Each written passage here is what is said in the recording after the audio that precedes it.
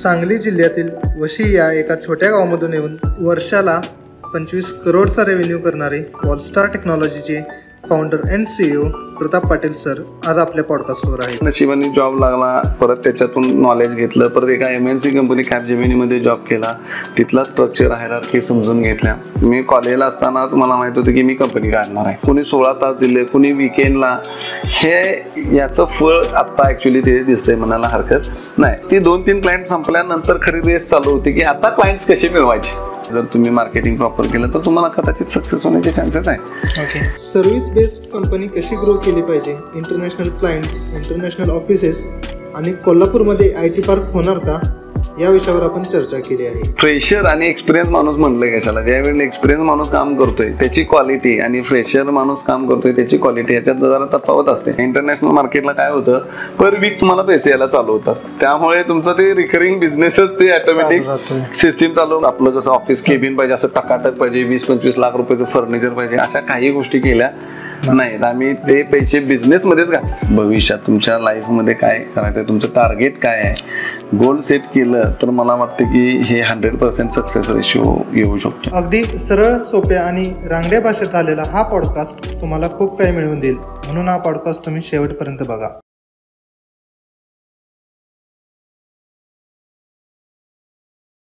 कोल्हापूरमधून किंवा कोल्हापूर सारख्या आसपासच्या शहरातून बरोबर सर्व्हिस बेस्ड स्टार्टअप किंवा कन्सल्टन्सी बेस्ड स्टार्टअपच का उभे आहेत? असं का नाही की एखादं मोठं प्रोडक्ट आलंय आणि ते जगभर सगळेजण वापरायला लागल्यात, असं का होत नाही आपल्यासारख्या शहरातून की बाबा काय इकोसिस्टमची कमी आहे आपल्या इथे, का फंडिंग मिळत नाही, असं का प्रोडक्ट बेस्डला बऱ्यापैकी रिसर्च वगैरे जास्त जाते आणि असं का होते की सर्व्हिस बेस्डवर का भर दिला जातो इकडून? ते ऍक्च्युली आता कोल्हापुरात काय होतं, जर ITचा विचार केला, असं नाही आहे की प्रोडक्ट बेसमध्ये काही कंपनीज नाहीत, भरपूर आहेत.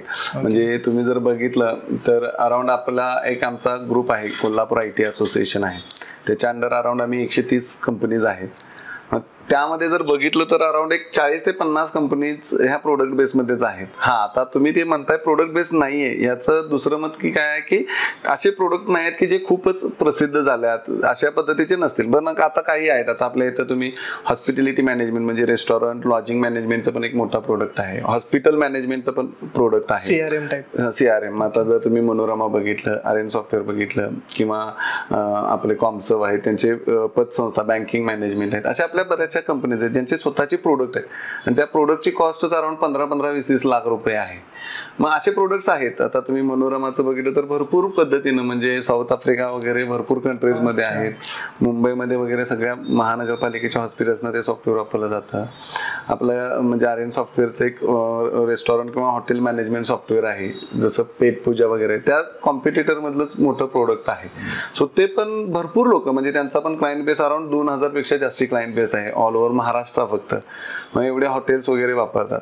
सो असं काही नाहीये की प्रोडक्ट्स नाही आहेत, प्रोडक्ट्स आहेत. पण काही प्रोडक्ट जसे आता तुम्ही मोठे जे स्टार्टअपचे प्रोडक्ट झाले तशा पद्धतीचं केलेलं नाही. याचं कारण मे बी असं असू शकतं की इकोसिस्टम असं नाही, थोडं जरा मार्केटिंग स्ट्रॅटेजीज किंवा फायनान्शियल सपोर्ट ह्या गोष्टी राहतात. म्हणजे काही आता दुसरे तुम्ही जर बघितले मोठे जे प्रोडक्ट बेस्ड कंपनीज आहेत, त्या काय करतात, फंडिंग उचलतात बाहेरून अशा, आणि मग मार्केटिंग वरती ऍक्च्युली खर्च करतात भरपूर आणि ब्रँडिंग करतात टोटल, आणि त्या ब्रँडिंगमुळे मग ते हळूहळू मग पहिल्यांदा ते लॉस मध्ये जातात ऍक्च्युअल मध्ये, आणि नंतर मग ते मे बी 4 वर्षाने प्रॉफिट मध्ये येतात. मग अशा पद्धतीनं पूर्ण पैसा हा ब्रँडिंग वरती खर्च केला जातो, टेक वरती खर्च केला जातो. पण आपल्या इथं आता ही काय 3 टायर सिटी आहे.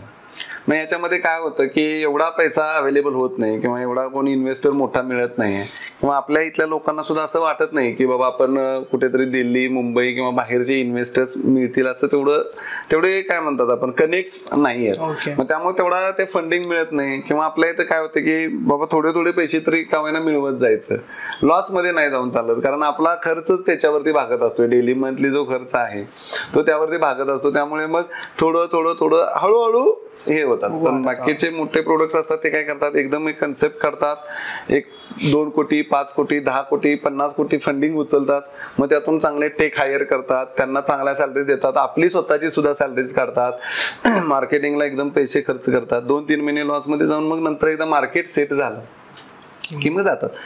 पण या मताशी मी जरा थोडं सहमत नाहीये की आपल्या इकडे कोल्हापूरमध्ये काही प्रोडक्ट्स नाहीत. या मताशी मी अजिबात सहमत नाही, कारण आमच्या 40-50 कंपन्या त्यांचे स्वतःचे प्रोडक्ट्स आहेत, मोठे मोठे बँकिंग, हॉस्पिटल, सगळ्या प्रकारचे. म्हणजे असा कोणताच प्रोडक्ट नाहीये. म्हणजे एज्युकेशन मॅनेजमेंट सिस्टीम पण खूप मोठे आहेत. आपले कोर इन्फो सोल्युशन आहे, बियाणी टेक्नॉलॉजी, यांचे एज्युकेशनच्या सर्व युनिव्हर्सिटीज, म्हणजे संजय घोडावत युनिव्हर्सिटी असून दे, शिवाजी युनिव्हर्सिटी असून दे, DY पाटील ग्रुप, सर्व युनिव्हर्सिटीजमध्ये त्यांचे एज्युकेशन मॅनेजमेंटचे प्रोडक्ट वापरले जातात. म्हणजे कराड गव्हर्नमेंट कॉलेजला वगैरे सगळीकडे. मग हे आपल्या कोल्हापूरचेच आहे. मग याचा अर्थ असं की B2B ला प्रोडक्ट जास्त आहेत. हो हो हो हो. डायरेक्ट टू कस्टमरला नाही आहेत, त्यामध्ये माहिती नाही. Yes yes. हा B2B आहेत. म्हणजे आता तुम्ही व्यापार कस्टमर वापरतोय एंड युजरला, हा असे बरेचसे प्रोडक्ट नाही आहेत. आता जसं की आपण म्हणतो फोन पे आहे किंवा गुगल पे आहे, ते कस्टमर युज करतात. हा तशा पद्धतीचे हाय एक प्रोडक्ट व्हॅल्यू वाले प्रोडक्ट्स नाही आहेत. हा नाही तसे प्रोडक्ट बेस्ड आहेत, पण एक्सपोजर त्यांचा फक्त बिझनेसेस मध्येच वापरले जातात. Yes yes. फंडिंगची पण कमतरता असेल माझ्यामध्ये. हा फंडिंग पण आहे ना. आता तुम्ही बाकीचे बघितले, आता फोन पे आहे, आता काय तर फोन पे सारखंच नवीन काहीतरी आलंय की हे करायला येतंय, म्हणजे त्याच्यावर पे. आता तुम्ही ज्या वेळेला फोन पे बघितला की पैसे ट्रान्सफर केले 100 रुपये की 10 रुपये मिळायचे, 20 रुपये मिळायचे, ते कुठून मिळायचे ऍक्च्युअल मध्ये? ते काय त्यांनी फंडिंग लावलेलं ते त्यांच्या पॉकेटमधले द्यायचे का, तर लोकांपर्यंत पोहोचावं आणि त्यातून हे यावं. आता काहीतरी ते किवी काहीतरी ऍप आलंय ज्याच्यावरून केलं की तुम्हाला परत रिफंड मिळतात. आता आम्ही बघितलं, मला आठवतंय फोन पे ज्या वेळेला आला आमच्या ऑफिसमध्ये पण बसल्या बसल्या हा याला पैसे पाठवणार, तो त्याला पैसे पाठवणार, 10 रुपये घ्या, 20 रुपये घ्या, असं व्हायचं. बरोबर. मग ते कुठून पैसे यायचे? तर ते फंडिंग घ्यायचे आणि त्यातून त्यांच्या पॉकेटमधले घालायचे. आणि एकदा ते सेटअप झाला सर्व लोकांमध्ये, तुमचे एक कस्टमर 1 कोटी 2 कोटी. आता जिओनी काय केलं विचार करा तुम्ही, फ्री मध्ये 3 महिने दिला. ऍक्च्युअली नेट तुम्ही 15-16 बघितलं, 14 की फ्री 3 महिने दिलं. प्रत्येकाने जिओचेच कार्ड घेतले, 3 महिने अनलिमिटेड डेटा हे केला. आणि आज जवळजवळ माझ्यामध्ये 40 कोटी ग्राहक झाले. 40 कोटी ग्राहकांचे आता जरी 10 रुपयाचा महिन्याचा प्राइस प्लॅन वाढवला तरी 40 कोटी मिळाले. 10 रुपये वाढवला तरी 40 का 400 कोटी झाले. हो 10 रुपयांनी जरी वाढवले तरी 400 कोटी रुपये वाढतायत, असं आहे.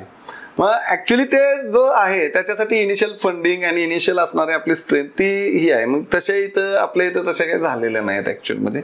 त्यामुळे आपण जास्ती असे काय म्हणतात कस्टमर एंडला यूज करणारे प्रोडक्ट्स आपल्याकडे नाही, कमी आहेत.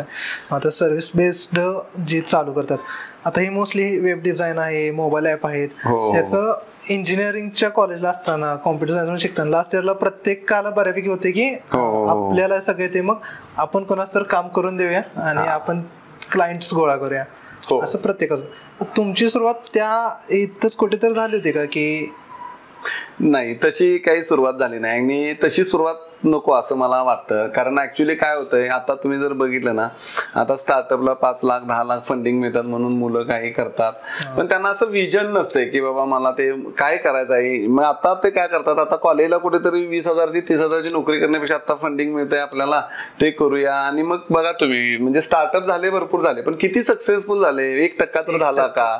मग ते का नाही होत आहे हे आपण माहित करून घेणं ऍक्च्युली गरजेचं आहे. म्हणजे हे का होत नाही, म्हणजे रिअल मध्ये सांगायचं ना, ते विजनच नसते पहिल्यांदा. मग आपण ज्या वेळेला, आता आमचं मला हे माहित होतं नक्कीच, मी कॉलेजला असतानाच मला माहित होतं की मी कंपनी काढणार आहे, म्हणजे मी बिझनेस करणार, हे माझं 100% कन्फर्म होतं. पण ह्याच्यात असं ऍक्च्युली बिझनेस काढणं हा कन्सेप्ट वेगळा होता. कन्सेप्ट इन द सेन्स की काय, जरा एक काय म्हणतात, गरीब पुअर फॅमिलीतून आपल्याला श्रीमंत, गरीब म्हणजे गरिबीतून श्रीमंत व्हायचं आहे. आणि ते व्हायचं असेल तर नोकरीनं आपण मिडल क्लासच लाईफ जगणार. सो आपल्याला एक बिझनेस केला तर आपण भरपूर जेवढा, कारण आपल्यात पोटेन्शियल आहे, आपल्याला कष्ट करायचं आपल्याला माहित आहे, पण आपल्याला नोकरीमध्ये तेवढा बेनिफिट्स होणार नाहीत, त्यासाठी आपण बिझनेस करायचं हे होतं.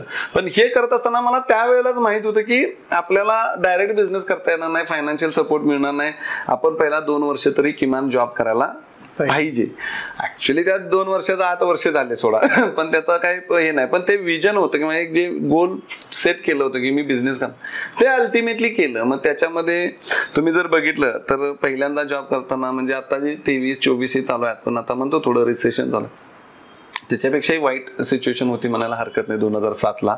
त्यावेळेला सत्यमचा घोटाळा झाला होता, एकदम प्रॉब्लेम झाले होते, जॉब्स नव्हते. आणि ऍक्च्युअल मध्ये जर खरं सांगायचं म्हटलं तर जॉब नव्हते असं पण नाही. काही जे हुशार होते, आता आमच्यातले पण जे काही टॉपर होते त्यांचं सिलेक्शन झालं होतं, जेन्सारला झालं, कोणाचं TCS ला झालं, आमचं झालं नाही, कारण आम्ही त्या पद्धतीचंच होतं. म्हणजे हे मला आपल्याला माहित होतं की आपली पोच कुठंपर्यंत आहे हे माहित होतं. त्यामुळे सिस्टीमला किंवा त्या वेळेच्या सिच्युएशनला काय आपण दोष देणार नाही, कारण लिटरली काहीच येत नव्हतं. पण म्हणतात तसं ठरवलेलं होतं की आपण बिझनेस करणार. आणि त्यामुळं मग लागला नशिबाने जॉब लागला. परत त्याच्यातून नॉलेज घेतलं. परत एका MNC कंपनी कॅपजेमिनीमध्ये जॉब केला. तिथला स्ट्रक्चर हायरार्की समजून घेतल्या आणि खूप चांगल्या पद्धतीने अनुभव आल्यानंतर एक सिच्युएशन आली की ज्या वेळेला मी बिझनेसमध्ये आलो. मग बिझनेसमध्ये आल्यानंतर तिथे मग ऍक्च्युअली कसं होतंय, आता नॉर्मली बघितलं ना, म्हणजे 2-3 टाईप आहेत असं म्हणायला हरकत नाही. की फॅशन म्हणून पण बिझनेस काढणं म्हणा, किंवा बाबा रिअलमध्ये तुम्हाला त्याच्यात काहीतरी करिअर करायचं आणि ग्रो करायचं आहे असं होतं. मग मला तरी वैयक्तिक ग्रो खूपच करायचं होतं असं होतं. त्यामुळे मी बिझनेस काढला आणि म्हणजे फ्रँकली की 15-17 तास आम्ही पर डे स्पेंड केले ऍक्च्युली याच्यावरती कामं केले. आणि या मताशी मी सहमत नाहीये की 8 तास केल्यावर खूप चांगली प्रोडक्टिव्हिटी येते आणि 16 तास केल्यावर तुमची येत नाही. तुम्हाला जर आवड असेल 16 तास काम करायचे, 20 तास काम करायचे, तर तुमची प्रोडक्टिव्हिटी ऑलवेज राहते. मग आता धीरज आहेत किंवा ही अशी मुलं आहेत, ही मॅनेजर्स तुम्हाला माहित नाही, म्हणजे आता आमच्या इथे जवळजवळ 14-15 मॅनेजर्स आहेत. इफ यू आस्क, ते माझ्याबरोबर 16 पासून किंवा 17 पासून आहेत. प्रत्येकाने आम्ही जवळजवळ मिनिमम 15 तास पर डे स्पेंड केलाय.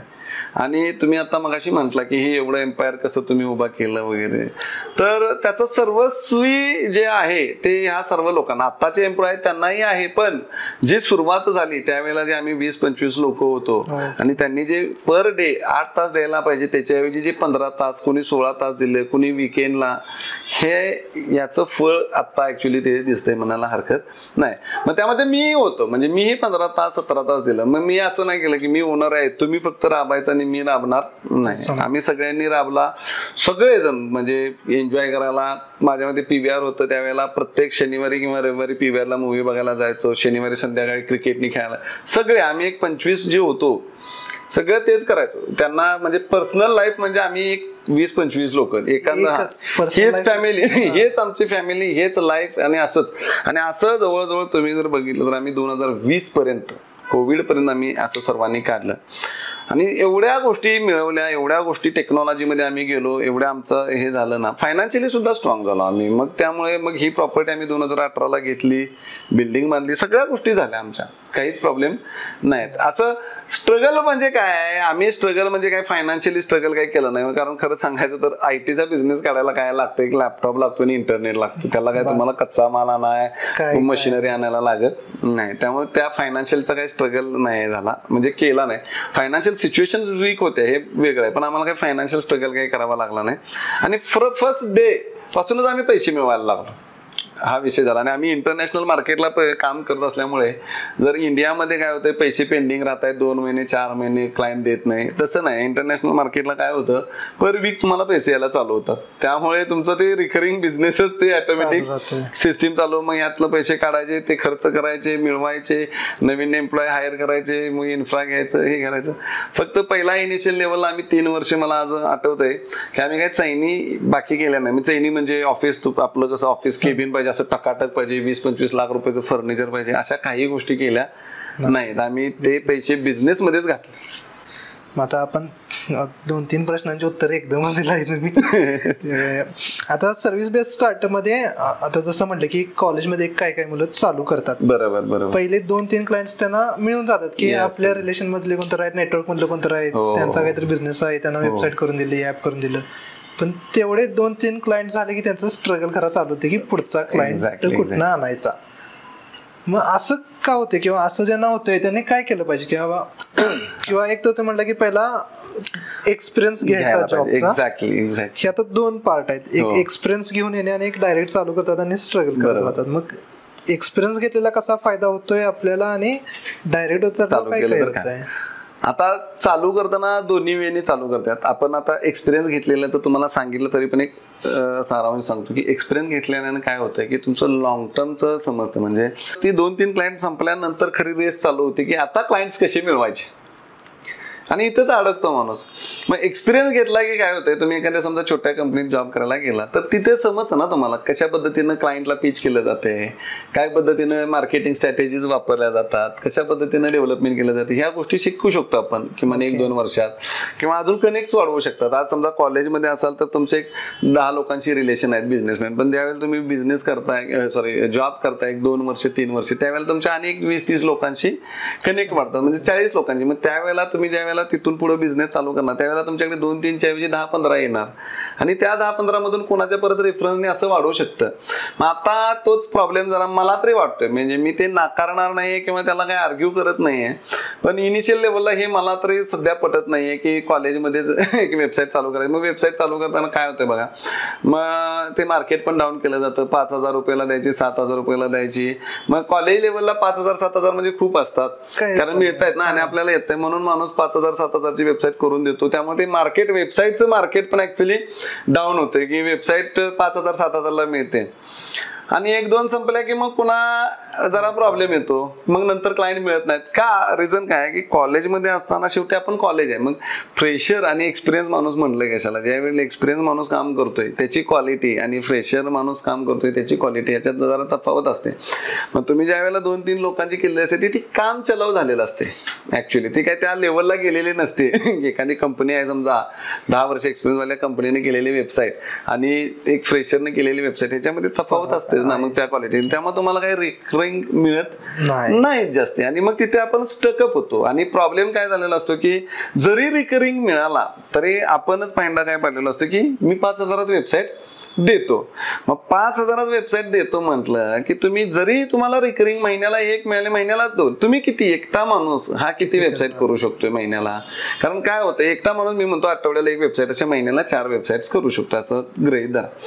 पण इंडियन मार्केटमध्ये काय होतं, आता समजा माझी वेबसाईट आहे, मी तुम्हाला 5,000 रुपयाला तुम्हाला दिली करायला, तर मला माहिती आहे तुमचं ऑफिस इथंच आहे, मी 5,000 दिले म्हणजे मला असं वाटतं की मी तुम्हाला विकतच घेतले. त्यामुळे काय होतं, मी कारण हा 5,000 मी दिलेत ना पैसे, मग मी रोज येऊन तुमच्याकडे बसते, मला हे करून दे रे, ते करून दे, असं कर तसं कर, हे कर. बरं तुम्ही आठवडाभर पहिल्यांदा करता फुल टाइमने, नंतर मी तुमचं महिनाभर डोकं खात बसतो, मला हे चेंज करून दे, ही इमेज मला व्यवस्थित नाही, ब्लड आहे, हे कंटेंट जरा चेंज करून दे, ते करून दे, हे करून. मग यात तुमचा जेवढा टाइम जातो, मग एकटा असताना तुम्हाला काय वाटत नाही. ज्या वेळेला 4 लोक चालवतात, मग तुम्ही दिवसभर काम करण्याऐवजी त्या 4 लोकांतच तुमचा टाइम पूर्ण घालवून जातं, आणि मग तुम्हाला परत फायनान्शियल चालू होतं. कारण 4 क्लायंटचे पैसे तुमचे 20,000. नॉर्मली तुम्ही बघितलं तर तुम्ही मग एम्प्लॉय पण एखादा हायर करू शकत नाही हो, कारण तो पण किमान आता मेंटॅलिटी ही झाली, आता आम्ही समजा 10,000 किंवा 12,000 देतोय तर तयार होत नाही आता आम्हाला. मग एखाद्या फ्रेशरला तुम्ही म्हणला तर ते 20,000 घेणार, मग 20,000 म्हणजे माझा इन्कम जेवढा आहे किंवा तुमचा तुम्ही 20 मिळवणार, मला 20 जर द्यायला लागला एम्प्लॉय म्हणून तर काय राहणार. ह्यामुळे प्रॉब्लेम मध्ये येतोय, आणि मग तिथेच ते फसतंय का, म्हणजे ती मग तिथं सुरुवात केलेली असत्या त्यावेळेला 5,000 चालतंय, पण नंतर ती वाढवता येत नाहीत प्राइस. कारण माझी वेबसाईट केली की मी मग यांना सांगतो की अरे ह्या करतोय 5,000, मग तो 5,000लाच येतोय. मग तिथं पेजेस माझे 10 पेजेस आहेत, 15 पेजेस आहेत, हे काय विषय येत नाहीये. मग आयदर तुम्हाला ते ऍक्सेप्ट करावं लागतं किंवा मग तुम्ही सरळ सोडता आणि तुम्ही जॉबला जाता, कारण एकदा तुम्हीच तो फायदा पडलेला असतो ना 5,000 रुपयाचा, तो बदलता येत नाही. कुठलीही गोष्ट बघा, एकदा झाली सुरुवात की त्याच्यावरती रेट वाढवता येत नाही, किंवा वाढवले की मग पुन्हा सगळीकडे प्रॉब्लेमॅटिक होते. हा, त्या रेट कधी वाढवू शकताय तुम्ही, ज्या वेळेला तुमच्यावरती डिपेंडन्सी आहे त्यावेळेला वाढवू शकताय. कारण तुम्ही कॉलेजमधून 2 वर्ष बाहेर पडला आणि चालू आहे तुमचा आता 5,000ला करायला, आणि तुम्ही म्हटलं 7,000ला देणार. जसं तुम्ही कॉलेजमध्ये 5,000ला करत होता तशी नवीन लोक पण 5,000 करणारे आहेत. मग तिकडे क्लायंट बेस जाणार तो, आणि मग आपल्याला परत कामच नाहीये. मग हे जरा एक सिस्टीम तयार झाली. आता जर तुम्ही कोल्हापुरात बघितलं ना, अशा बऱ्याचशा कंपनीज आहेत, किंवा आम्ही म्हणायला हरकत नाही की आम्ही असं मार्केट पाडायलाच आपण करतोय. 5,000 वेबसाईट देणार, 7,000 देणार, 2,000 देणार आणि जाते. आता आम्ही ऍक्च्युली एक मध्ये कन्सिडर, आम्ही ऍक्च्युली 5,000 नाही, पण ते आमचं एक बिझनेस मॉडेल वेगळं होतं, पण ज्याच्यात आम्ही आणलं 5,000ला. पण लिटरली सांगतो, आम्ही एवढं पेड कॅम्पेनिंग वगैरे केलं आणि तरी सुद्धा आम्हाला असे आम्ही कॉल करायचो, आम्ही 2 टेलिकॉलर बसवले, 5,000ला वेबसाईट असते, आम्हाला ती 2,000ला देणार आहे. मला 2,000ला वेबसाईट जर करायची म्हणजे तुम्हाला सांगतो, महिन्याला पेड कॅम्पेनिंगला आम्ही अराउंड 20,000 रुपये खर्च केले होते. टेलिकॉलर 2 आम्ही 10,000च्या बसवल्या होत्या.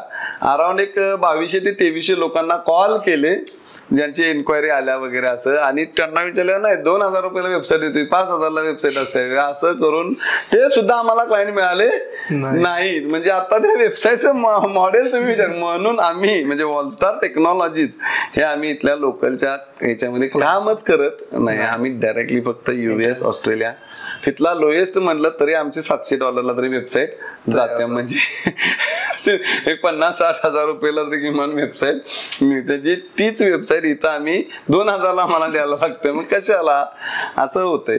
आणि ह्या म्हणजे याच्यातून मग तो प्रॉब्लेम येतोय, आणि मग कॉलेजमधल्या मुलांना जास्ती क्लायंट्स मिळत नाही आहेत, आणि त्यांचा रीच पण तेवढा नसतोय. त्यामुळं त्यांनी अशी सुरुवात करणं जरा चुकीचं होईल. सर्व्हिस बेसमध्ये कॉलेजला असताना तुम्हाला एखादा युनिक आयडिया, कन्सेप्ट सुचला किंवा काय झालं, त्याच्यावरती तुम्ही काम केलं, आणि म्हणजे काय म्हणतात ते, जर तुम्ही मार्केटिंग प्रॉपर केलं तर तुम्हाला कदाचित सक्सेस होण्याचे चान्सेस आहेत. किंवा कॉलेजमध्ये सुद्धा म्हणजे जर तर आहे तर म्हणजे तुम्ही कॉलेजमध्ये सुद्धा वेबसाईटचा बिझनेस चालू केलाय, मोबाईल ॲप चालू केलाय, आणि तुम्हाला नंतर चांगले कनेक्ट आले तरी सुद्धा होऊ शकतं. पण रेशिओ जो आहे सक्सेसचा तो खूप कमी राहणार, एवढं नक्की आहे बघा. इंटरनॅशनल क्लायंटमुळे हे सगळं उभं राहतंय. तर इंटरनॅशनल क्लायंटमुळे म्हणण्यापेक्षा काय होतं सांगू का, क्लायंट हे सगळीकडेच आहेत, लोकलला पण आहेत, इंटरनॅशनल पण आहेत. स्ट्रगलनी उभं राहते म्हणायला हरकत नाही. तर तुम्ही कसं म्हणला की मला प्रश्न काय विचारला की 2 वर्षाचं तुम्ही एवढ्या वर्षी का केले, ते वेळ नाही येत. आपण सगळ्या गोष्टी बघा, आपण गोष्टी ठरवतो त्या मिळतात. त्या वेळेला ठरवलं त्याच वेळेला मिळतील असं नाहीये. पुढे मागे 6 महिने, वर्ष, 2 वर्ष होऊ शकतं, पण हे नक्की आहे की तुम्ही ठरवलं तर मिळतंय. त्यामुळे मी बिझनेस करणार हे ठरवलं होतं, ते तुम्ही 7 वर्षांनी झालं, पण ते झालं. पण ते ठरवलं नसतं तर कदाचित झालं नसतं. आणि होतात म्हणजे प्लस मायनस गोष्टी होत राहतात ना. आपण प्रिडिक्शन्स करत नाही. आता कोविडचे कोणी प्रिडिक्शन्स केले होते का? नाही. प्लस मायनस होत राहतात. त्यामुळे त्या गोष्टी काय मला वाटत नाही, म्हणजे डिले होऊन दे मला काहीच वाटत नाही उलटा ऍक्च्युअलमध्ये. पण मला या मताची सहमत आहे. म्हणजे तुम्ही जे नवीन बिझनेस लोकांसाठी किंवा स्टार्टअपसाठी तुम्ही जे म्हणताय, माझं मत हे राहील की तुम्ही ठरवायला पाहिजे. हे मला बिझनेससाठीच नाही, मी कॉलेजच्या मुलांना सुद्धा म्हणतो. आज आम्ही पण काही चुका केल्या असतील कॉलेजला किंवा काय. आता तुम्ही तर वारणेला आहे, वारणेचं जर एन्व्हायरमेंट माझ्यामध्ये आता सगळे कॉलेजेस झाले बऱ्यापैकी, पण वारणा नगर सारखं कॉलेज आपल्या ह्या कुठेच नव्हतं. एवढं ग्रीनरी, सगळे झाडं, असं कॉलेज जर बघितलं तर तिथून एवढं मन रुळायचं. कॉलेज आत क्लासरूम मध्ये नाही पण बाहेरच फिरायचं असं हे होतं. त्यामुळे खूप काही गोष्टी घडल्या. म्हणजे बाबा तेवढं अभ्यासाकडे लक्ष दिलं नाही, काय म्हणतो आपण कॉलेजची हवा लागली, त्यामुळे झालं. पण त्यावेळेला किंवा एवढा गायडन्स नव्हता, एवढ्या गोष्टी अम्युनिटीज वगैरे अवेलेबल नव्हत्या. त्यावेळेला मोबाईल नाही, इंटरनेट जास्त नाही, लॅपटॉप वगैरे काय संबंध नाही. जॉबला लागल्यावर मोबाईल मिळाले ना. आता बघा तुम्ही कॉलेजला 10वीच्या मुलाकडे पण मोबाईल आहेत, असा विषय आहे. त्यामुळे आता तर मुलांना खूपच चांगला स्कोप आहे नॉलेज मिळवण्यासाठी किंवा काय असं आहे. त्यामुळं काय म्हणतात, मुलांनी ठरवायला पाहिजे बघा. कॉलेजला असताना किमान म्हणजे इंजिनिअरिंगला असू दे, तुम्ही 12वीत असताना, 12वीत जरा तुम्हाला कमी असेल, पण इंजिनिअरिंगला मी जे इंजिनिअरिंग फक्त बोलते, मी इंजिनिअरिंगला तुम्ही सेकंड इयरला वगैरे गेल्यावर तुम्ही ठरवायला पाहिजे बघा की तुम्ही काय करणार आहे भविष्यात, तुमच्या लाईफमध्ये काय करायचं आहे, तुमचं टार्गेट काय आहे. गोल सेट केलं तर मला वाटतं की हे 100% सक्सेस रेशिओ येऊ शकतो. 100% सक्सेस रेशिओ येऊ शकतो. गोल सेट पाहिजेच आपला. गोल सेट असेल, मार्ग आपले बदले असं बदलत जातील. मार्ग तुम्हाला तिथे पोहोचायचा ना. मग तुम्ही इकडून जाल, काही अडचण आल्या इकडे वळाल, तिकडे वळाल, असं आहे. ऍक्च्युअली कसं असतं बघा, तुम्ही म्हणजे ते याच्यात ऐकलं होतं मी, म्हणजे मुंगी आहे बघा, मुंगी ज्यावेळी चालत असते बघा, पाय आडवा लावला की तिकडे जाते, परत पाय आडवा तिकडे इकडे जाते, ते थांबत नाही, लक्षात ठेवा. तसं तुम्ही गोल सेट केला की तुम्ही जाताच, कारण तुम्हाला तिथे जायचं असते. टाइम कमी जास्त लागू शकतो, डेफिनेटली लागू शकतो, काहीच प्रॉब्लेम नाहीये, पण तुम्ही पोहोचता. त्यामुळे गोल सेट करायला पाहिजे, ठरवायला पाहिजे. नवीन तुम्ही कॉलेजला असताना सुद्धा जरी तुम्ही असं ठरवलं की बाबा ठीक आहे मी जॉबच करणार नाहीये, मी बिझनेसच करणार, तरीही चांगली गोष्ट. पण त्या तुम्ही तेच ठरवा की तुम्ही काय प्रोडक्ट मध्ये जाणार आहे, सर्व्हिसेस मध्ये जाणार आहे, कशा पद्धतीने जाणार आहे तुम्ही, म्हणजे कशा पद्धतीने तुम्ही क्लायंटला अट्रॅक्ट करणार आहे, काय कोणती गोष्ट तुम्ही युनिक देणार आहे की जेणेकरून तुमच्याकडे क्लायंट बेस येईल. ह्या अशा फॅक्टर्स आहेत. फक्त काही गोष्टी मान्य करा आपल्या जिथे कमी आहेत. म्हणजे थोडक्यात कसं असतं बघा, जनरल जरी बघितलं, माणसाला ऍक्सेप्ट करायची सवय नसते, लक्षात ठेवा. मग ज्यावेळेला आणि एखादी चूक सांगितली, आज तुम्ही मला सांगितलं आणि मी म्हटलं हा काय सांगतोय, तर मी बदलणार नाही. पण तुम्ही जर सांगितलं किंवा मी सेल्फ अनालिसिस केलं, माझी ही चूक आहे, हे मी केलं तर मी कदाचित त्याच्यात बदलू शकतो. म्हणजे आम्ही आता एवढं मोठा जरी एम्पायर उभा केला तर आम्ही काय बघा, आमच्यातले कोणी टॉपर मुलं नाहीत. कुणी पण यातलं सांगावं आमच्या मॅनेजमेंट, हे म्हणा मीही नाही आहे टॉपर. मी काय, माझं तर हिस्ट्री तुम्ही मार्कलिस्ट बघितलं असतं मला काय, आपले फल्ले सर होते, आयतडे बुद्रुकचे फल्ले सर. मी बीला गेल्यावर माझं हे घेतलं सरांनी, ओरल घेत होते सर. बोलले मला काही येत नव्हतं. मला बोलले तुझं गाव कुठलं? मग वशी. बोलले सर तू वशीच आहेस. आणि बीला आल्यावर मला कळालं की तू म्हणजे तिथला आहेस, म्हणजे मग कॉलेजमध्ये नाहीच हो थोडक्यात किंवा काही. हा असं. त्यामुळे खूप ऍव्हरेज मार्क्स, ऍव्हरेज केटी होतीच, प्रत्येक इयरला केटी होती. मग हे मान्य केलंय आपण. आणि मग आमच्याकडे काय, आम्ही तेवढं स्मार्ट नाही, आम्ही काय IITचा स्टुडंट नाही, आम्ही काय स्कॉलर नाही. मग हे मान्य केल्यामुळे आम्ही काय केलं की बाबा हे मान्य केल्यामुळे मग आमच्याकडे काय आहे आता करू शकतो, आम्ही हार्ड वर्क करू शकतो. आम्ही 15-16 तास काम करू शकतो. आम्ही ते केलं आणि आम्ही सक्सेस आहे. आम्ही असं म्हणलो नाही, मी 1 तास बसलो की मी असं सगळं सोडू शकतो, असं काही आपल्याला नाही जमणार ते 1 तासात ना, आपण 4 तासात करूया. अशा पद्धतीनं मान्य करत गेलं. काही चुका होतात, कोणाच्या आमच्याही होतात चुका, असं काही नाही आहे की आमच्या चुका झालेल्या नाही आहेत. आम्ही चुका जर झाल्या, आम्ही एवढा मॅनेजरनी वगैरे पण मला असा सपोर्ट केलाय ना, कोणत्याही ऍक्च्युली डिसिजनला आमच्या आर्ग्यू केलेलं नाही किंवा आमचे असे डिसिजन बरेचसे चुकलेत. पण असं कुणी म्हणलेलं नाही, मी तुम्हाला सांगत होतो तुम्ही असा चुकीचा डिसिजन, तो डिसिजन बरोबर कसा होता किंवा करून दाखवायचं. मग त्याच्यासाठी हार्डवर्क करायचं. आणि मी खरंच सांगतो, आज तर आम्ही खूप मोठ्या पद्धतीने झालोय. म्हणजे कोल्हापुरातली सगळ्यात आमची मोठी कंपनी आहे, स्टाफ आहे, फायनान्शियली आम्ही स्ट्रॉंग आहे, सर्व्हिसेस आमच्या वर्ल्ड वाईड आहेत. पण यातल्या सगळ्या गोष्टी आहेत, यात एकही म्हणजे माझी वैयक्तिक काही नाहीये. आम्ही ह्या सर्वांनी मिळून केलेल्या गोष्टी आहेत आणि यांनी खूप चांगला सपोर्ट केला, खूप म्हणजे खूपच चांगला सपोर्ट केला. हो खूप. आता जसं तुम्ही एक यशाचा गुरुमंत्र दिलाय, प्लस कंपनी कल्चर कसं असावं ते पण तुम्ही मागे सांगा. इंटरनॅशनल क्लायंट्स कसे मिळवायचे ते पण सांगा. हा, इंटरनॅशनल तुम्हाला म्हटलं तसं आम्ही फ्रीलान्सिंग साईट होत्या ज्यावेळेला आम्ही सुरुवात केली, त्यावेळेला ओडेस्क म्हणून होतं, त्याच्यावरून आम्ही क्लायंट्स मिळवले. त्या ओडेस्कचं नंतर अपवर्क झालं, आम्ही त्याच्यावरून पण मिळवले. ऍक्च्युअली कसं असतं की स्टेप बाय स्टेप तुमच्या राहत असतात. आम्ही आता फ्रीलान्सिंग साईटवरती जास्ती डिपेंड आहे, पण आम्ही काय झालं की थाउजंड्स ऑफ क्लायंटशी आम्ही कनेक्ट केलं या गेल्या 8 वर्षात किंवा 10 वर्षात. आणि तेवढ्या क्लायंटशी कनेक्ट होत असताना काही मोठे छोटे असे बरेचसे क्लायंट्स, पण आम्ही 100% क्लायंटशी थ्रू फ्रीलान्सिंग साईटच झालो. म्हणजे आमचे डायरेक्ट कोणीही ओळखीचं किंवा कोणीही असं नाहीये की ज्यांनी हे केलं. हा, मग आता आम्ही त्याच्यावरती 100% डिपेंड राहून आपण किती ग्रो करू शकतो, त्याला काही लिमिटेशन्स आहेत. तुमचा 100-200 आता ऍक्च्युली तुम्ही आम्ही जे म्हणतोय की मार्केट डाऊन झालं किंवा काय, मार्केट ही डाऊन आहे, पण आमचं जे स्ट्रक्चर आहे किंवा फ्रीलान्सिंग वरून मिळणारा बिझनेसचा जो काय हे आहे ते त्याला पण काही लिमिट आहे. तुम्ही एक 10,000 एम्प्लॉयची, 5,000 एम्प्लॉयची किंवा 1,000 एम्प्लॉयची कंपनी फक्त फ्रीलान्सिंग वरून चालू ठेवू शकत नाही. तुमचं 100-150 लोकांपर्यंतचा जो स्टाफ असेल तेवढ्याला तुम्ही पोचवू शकताय, तेवढं चालू करू शकताय. पण आमचा ऍक्च्युली अल्टिमेटली डबल झाला, 300-350 स्टाफ आमचा झाला. म्हणजे डेव्हलपर्स आमचे जवळजवळ 270च्या वरती डेव्हलपर. तेवढ्या लोकांना काम मिळवणं फ्रीलान्सिंग साईटवरून आम्हाला आता ते जमत नाही, मग ते प्रॉब्लेमॅटिक आहे. मग आता आमचे प्लॅन्स चालू आहेत. मग काही ऑफलाईन मार्केटमध्ये आहेत, मग आता रेफरन्सेस आहेत. आमचे एक मनमाडकर सर म्हणून आहेत, ते आम्हाला जरा चांगली मदत करायला लागल्यात आता की बाबा नु कशा पद्धतीने. त्यांनी आम्हाला US मध्ये कंपनी काढण्यासाठी सेटअप करायला खूप चांगली मदत केली. नंतर आमच्या गावचे उदय जाधव म्हणून आहेत, ते IT मध्ये, त्यांनी आता आम्हाला खूप मदत करायला लागल्यात. त्यांचे मित्र एक संतोष रेड्डी म्हणून आहेत, तेही आम्हाला मदत करायला लागल्या. मग त्या पद्धतीने आम्ही आता US मार्केटमध्ये नवीन स्ट्रॅटेजीने बिल्ड करायला लागलोय. त्याच्यानंतर मागच्या वर्षी म्हणजे नोव्हेंबरमध्ये आम्ही ऑस्ट्रेलियाला जाऊन आलो. ऑफलाईन मार्केट कसं सेट करायचं हे बघून आलो. धीरज वगैरे दुबईला जाऊन आले, तिथे कसं ऑफलाईन मार्केट सेट करू शकतो हे बघून आलो. मागच्या महिन्यात आमचे केतन, प्रमोद वगैरे सिंगापूरला जाऊन आले, तिथे ऑफलाईन मार्केट कसं सेट करू शकतो हे बघून आलो. मग आता आमचं ते चालू आहे हळूहळू. आता आम्ही परफॉर्मन्स वाईज आमचा 50%च परफॉर्मन्स आहे आमच्या. ऍक्च्युली समजा की 100%ला आम्ही नाही, आता आम्ही परफॉर्मन्स वाईज 50% आहे. त्यामुळे आमच्या बऱ्याचशा गोष्टी आम्ही आता होल्डवर ठेवलेल्या आहेत. मग काही इन्क्रीमेंट्स असतील किंवा काही गोष्टी असतील त्या आम्ही बोनसेस जे आम्ही देतो ते आमचं होल्डवर येतात सर्व गोष्टी. मग त्या होल्डवर ठेवल्यात का, तर ह्याच्यात आम्हाला आता गती मिळवून घ्यायची आणि ऑफलाईन मार्केट थोडं सेट करायचं आहे. पण ते ऑफलाईन मार्केट सेट करत असताना काय होते, तुम्हाला खूप आधी इन्व्हेस्टमेंट करावी लागायला लागली आणि त्याला टाइम लागायला लागलाय.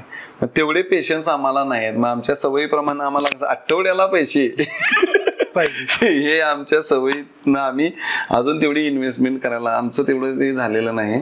आणि रेव्हेन्यू पण कमी झाल्यामुळे आम्ही जरा थोडंसं स्ट्रगल पिरियड आहे चालू. पण आम्ही आता तेच मग आता फक्त 100% सर्व्हिस बेसमध्ये न येता आमचे काही प्रोडक्ट्स आहेत, ते प्रोडक्ट पण आम्ही आता लवकरच 1-2 महिन्यामध्ये लॉन्च करू. त्यातूनही आम्हाला चांगल्या पद्धतीनं बिझनेस मिळेल ही गॅरंटी आहे. नंतर थोडंसं जरा बिझनेस डायव्हर्सिफिकेशन पण चालू आहे. मग मी रेडी मिक्सचर RMCचा प्लॅन चालू केला आहे, मध्येच हॉटेल पण चालू केलेलं आहे. हेही चालू आहेत, तेही बिझनेस एकदम उत्तम प्रकारे चालू आहे. इथलं तुम्ही जर म्हणला तर इंटरनॅशनल मार्केटला कॉन्टॅक्ट करण्यासाठी इनिशियल लेवलला कमी पैशात तर तुम्हाला फ्रीलान्सिंग साईट ज्या आहेत त्याच एकदम चांगला मार्ग आहे सध्याचा. पण पेशन्स लागतात, ते पेशन्स असणं गरजेचं आहे. प्लस कुठल्याही गोष्टीवरती तुम्हाला करायचं झालं तर आता बघा US मध्ये आपलं टाइम झोन डिफरंट आहे. म्हणजे आपल्याकडे नाईट असते त्यावेळेला तिकडे दिवस चालू होतो. सो तुम्हाला US मार्केट सेट करायचं असेल तर तुम्हाला त्यांच्या टाइम झोन मध्ये होतं. मी एवढी दानत किंवा एवढा त्याग करायची ताकद आहे का? आज आता लोक आहेत, आता सगळ्यांना माहित आहे फ्रीलान्सिंग साईट आहेत, त्याच्यावरून क्लायंट मिळवायचे आहेत किंवा काही असून देत किंवा LinkedIn वरून मिळवायचे आहेत. पण ते क्लायंट करत असताना रात्री 1 वाजता क्लायंटचा मेसेज आला तर त्याला उत्तर द्यायला आपण जागा राहतो का? प्रत्येक जण आता तुम्ही बघितलं की तेवढं नाही होत, कोण करत नाही. पण आमच्यात तुम्हाला मी ते सांगितलं की तुम्ही म्हणजे 17ला 18ला जर तुम्ही नाही आता नाही, पण त्यावेळेला म्हणजे 3 वाजता रात्री पहाटेचे 3 वाजता सुद्धा आमच्या तिथे 10-12 गाड्या 2 व्हीलर लावलेल्या असायच्या. म्हणजे 10-12 वाजता म्हणजे 3 वाजता सुद्धा आम्ही आहेच असा विषय. आणि तुम्ही आत्ताची जर सायकल बघितली आत्ताची जर सायकल बघितली तर माझ्या मते धीरज तो 2 पर्यंत असतो माझ्यामध्ये ना, 1:30-2 पर्यंत धीरज असतो. आणि 5 वाजता जर आमचा दुसरे बाकीचे मॅनेजर्स वगैरे, माझी वाईफ सुद्धा 5 वाजता उठते ती चालू करते, मी उठत नाही पण माझी वाईफ उठते. आणि 2 ते 5 हे 3च तास आम्ही फक्त अवेलेबल नाही. 2 AM ते 5 AM इंडियन टायमिंग नुसार आपण फक्त अवेलेबल नाही. आणि त्याच्यावरती सुद्धा आम्ही आता ते वर्कआउट करायला लागलो. म्हणजे आम्ही 24/7च अवेलेबल राहणार असं आहे. मग आम्हाला किती वाजता मेसेज येऊ दे ना क्लायंटचा, देणारच आम्ही रिस्पॉन्स असा आहे. मोस्टली फ्रीलान्सिंग साईटवर. पण आता जसं कॉम्पिटिशन वाढले की आता मी पण मध्ये एक फ्रीलान्सिंग त्याच्यावर एक वर्क टाकलेलं. ओके, बरोबर. एक टाकलं की लगेच तासाभरात असे 5, 6, 10, 12 लगेच इनबॉक्सला येऊनच पडतात.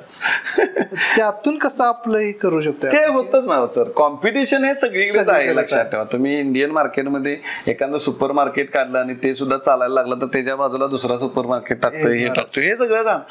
ह्यातून आता काय होतं बघा, मग तुमचे स्किल सेट्स असतात. Skill sets in the sense म्हणजे काय म्हणायचंय, स्किल सेट नाही म्हणत मी, तुमच्या युनिक क्वालिटीज काय, म्हणजे क्वालिटी वर्क देणं, टाइमली रिस्पॉन्स देणं, ह्या 2 गोष्टी जर तुम्ही अवेलेबल राहिला. आता शक्यतो समजा काय होतं की आता आम्ही सुद्धा बीड करतो जॉबला क्लायंटला, मग क्लायंट त्यांच्या टाइमनुसार हे करतो, रिप्लाय देतो. मग त्यावेळेला आम्ही काय होतं की त्यांना रिप्लाय केला, आम्हाला कन्सिडर करा, रात्री 2 वाजता अप्लाय केला, ते 5 लोकांना किंवा 10 लोकांना तो देतो, मला ह्याचं कोटेशन सांग किंवा हे करायचं आहे. मग त्या 10 मध्ये कन्सिडर करा 10च्या 10 लोक रात्री रिप्लाय देत नाहीत.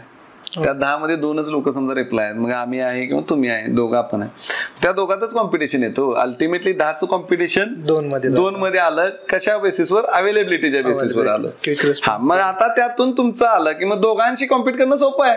मग त्याला मी क्वालिटी वर्क देतो, माझं हे प्रिव्हियस बघ, माझं हे क्लायंटचे टेस्टिमोनियल बघ, तू वाटेल तर ह्या क्लायंटला कॉन्टॅक्ट करून विचार माझं काम कसं आहे, मी कसं अवेलेबल आहे, असं आहे. मग हे पिच केलं की झालं ना. हे आत्ताच्या लोकांना जास्ती जमत नाही. असं होतं की मला येऊन दिलं पाहिजे हो क्लायंट, म्हणजे मला विचारलं पाहिजे की तू काम करणार का माझं, तुला किती पाहिजे चल घे, असं नाही होणार ना, असं होत नाही. किंवा मला माझं टायमिंग माझं शेवटी कसं आहे पर्सनल लाईफ आहे ना, पर्सनल लाईफ हे मी सॅक्रिफाईस करू शकत नाही. फॅमिली लाईफ दिलं पाहिजे. यंग असेल तर तुम्ही फ्रेंड असतात त्यांच्यामध्ये तुम्ही जाणार. किंवा बघा तुम्ही आता जर बघितलं मुलांचं जर बघितलं ना, म्हणजे कसं होतं आता मित्राचा मैत्रिणीचा बर्थडे असतोय तो वर्षाला येतोयच ना, पण ते असं की 4 दिवस आधीपासून त्या बर्थडे साठी तयारी करायची आणि त्याच्यासाठी म्हणजे जी रिकरिंग गोष्ट येणार आहे त्याच्यासाठी एवढं हे करायचं. तुम्ही गावाकडे गेला यात्रा असतात, आता हा यात्रेचा सीझन असतो, यात्रा चुकवायची नाही, प्रत्येकाच्या घरी जेवायला जायचं, याच्यामध्ये टाइम स्पेंड करायचा, बर्थडे ह्याच्यामध्ये टाइम स्पेंड करायचा, सणवार असते, मग आता तुम्ही आता पाडवा आला, हे आला ते आला, ह्याच्यामध्ये जायचं, सुट्ट्या घ्यायच्या. मग याने काय होते सांगतो तुम्हाला, याने तुमचा टाइम त्याच्यामध्ये जातोय. आज भारतामध्ये बघितलं तर 30 पेक्षा जास्त फेस्टिवल आहे. तुम्ही प्रत्येक फेस्टिवल साजरा करायचा, प्रत्येकाचे किमान 20 ते 30 चांगले मित्र आहेत, मग 20 ते 30 जणांचे बर्थडे आले, यात्रा आल्या, म्हणजे तुमचे 365 मधले 200 दिवस जायला हेच नाही हो. आणि त्यात तुम्हाला सवय असली की कसं ते मी मंडे टू फ्रायडे फक्त काम करणार, सॅटर्डे संडे हा फॅमिली टाइम आहे किंवा मी एन्जॉय करणार. मग काय काम काय करणार तुम्ही, हा विषय येतो. आणि मग तिथं मग तुम्हाला लिमिटेशन्स येतातच, त्यामुळे ग्रोथला लिमिटेशन 100%. आज तुम्ही बघा बऱ्याच जणांनी सांगितलं की डेडिकेशन द्यायला पाहिजे हो तुम्ही टाइम. आता त्यांना अपोज झाला किंवा विरोध केला, 70 तास 90 तास काम करणं म्हणजे काय. ऍक्च्युली त्यांनी आज ते एवढे मोठे झाल्यात आणि ते म्हणतात 70 तास 90 तास काम केलं पाहिजे, म्हणजे काहीतरी विचार करूनच केला असेल हो. म्हणजे काय असंच नाही ना, कारण त्यांनी ते दिलं म्हणून पण मोठे झाले. आज आम्ही काय तुम्हाला म्हणलं की आमचा एखादही असे आम्ही सगळे मान्य करणार, आमच्यात एखादी असा काय मोठा गुण नाहीये की आम्ही सेल्स करू शकतो पुढच्या 2 वर्षाचं काय मार्केट असणार, काही नाही. आम्ही फक्त आणि फक्त आमच्या अवेलेबिलिटीच्या जोरावर येत आहे. ओके, बाकी दुसरं काही नाही. हा काम आम्ही क्वालिटी दिलेलं आहे, सगळं केलेलं आहे, त्याचा पण काही आम्ही दुमत नाही. पण आमच्याकडे असं काही प्रिडिक्शन्स नव्हतं. म्हणजे फ्रँकली सांगायचं ह्या लेवलला आम्ही एवढ्या लवकर येईल हे मला सुद्धा प्रिडिक्ट नव्हतं. म्हणायला प्लॅन केला होता आम्ही इथं एवढं मोठं होणार आहे, व्हायचं आहे, प्लॅन केलेला आहे, मोठं व्हायचं आहे, सगळा प्लॅन रेडी आहे माझा पूर्ण. पण हे एवढ्या लवकर असं होईल हे खरंच नव्हतं आणि भरपूर झालं. आणि आता तरी काय म्हणजे आता तर एकदम काय म्हणतात ते एक अंगातच गुण आलाय, बिझनेस कसं करायचा किंवा काय करायचं, एम्प्लॉय कशी टॅकल करायचे, इन्व्हेस्टमेंट्स कशा करायच्या, बोलायचं कसं, काही नाही. आणि कुठल्याही गोष्टीचा गर्व करायची काही गरज नाही ऍक्च्युअल मध्ये, असं नाही. आणि मग मी त्यामुळं बोलतो की बाबा मला तर आता वाटतं, स्पेशली मला वाटतं की टाइम द्यायला पाहिजे, असं माझं एक मत आहे. आणि तो टाइम दिला, तुम्ही हार्डवर्क केलं की सक्सेस रेशिओ जास्ती येतो, असं आहे. त्यातलं तुम्हाला नॉलेज आहे. म्हणजे एक तुम्हाला सिंपल उदाहरण सांगतो, म्हणजे मी म्हणजे खरंच रिअल आहे. तुम्ही जर बघितलं म्हणजे हे IT बिझनेसचं नाही, दुसरा बिझनेस माझा, मी हॉटेल चालू केलं ऍक्च्युली. तुम्ही त्या भागातच आहे, तुम्हाला माहित असेल, म्हणजे कॅसल व्ह्यू म्हणून आता हॉटेल आहे ऍक्च्युली. हा कॅसल व्ह्यू म्हणजे वाघबीळ मधून वरती जाताना 200 मीटर, त्याचं नाव टर्निंग पॉईंट होतं पहिलं.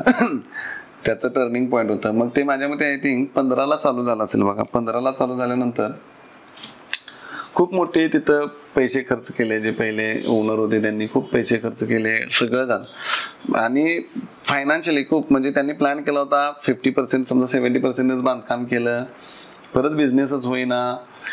त्याच्यानंतर कोविड आला ऍक्च्युली. कोविडमध्ये तर मग हप्ते तटले, त्यांचं बँकेचं कर्ज होतं जवळजवळ 5 लाखाचा हप्ता तो, आणि पूर्ण. आणि पण तो माणूस होता, तो हॉटेलमधल्या धंद्यातला त्यांनी 32 वर्ष काम केलेलं आहे. ओके, हॉटेलमध्ये धंद्यामध्ये 32 वर्ष काम केलेला माणूस तो. त्यांना ते अक्षरशः जमिना चालवायला ऍक्च्युअल मध्ये. मग कोण आणणार, मग ती जरा प्रॉपर्टी अशी खड्ड्यात आहे, म्हणजे असा रोड आहे तुमचा आणि उजव्या हाताला जाताना उजव्या हाताला ते खड्डा आहे ना, ते वगळ आहे. मग कोण म्हणलं तुम्ही ती खड्ड्यातली प्रॉपर्टी घेतली म्हणून खड्ड्यात जाताय, कोण म्हणतंय हे करतंय, असं होतंय तसं होतंय. ठीक आहे, मग मी ऍक्च्युली गेलो बघितली. मला माझ्या मते कोविडमध्येच गेलो होतो, होते पैसे, मला असं दाखवलं एजंटनी. मग आहे म्हणलं ग्रीन हिरवगार घेतलं मी.